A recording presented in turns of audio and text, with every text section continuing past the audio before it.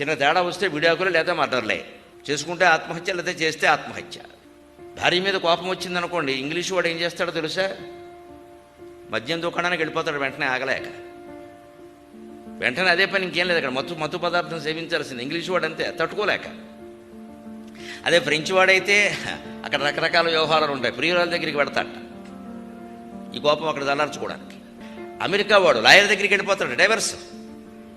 Australia వాడు cricket మ్యాచ్కి వెళ్ళిపోతాడట. Germany వాడు యుద్ధానికి వెళ్ళిపోతాడట.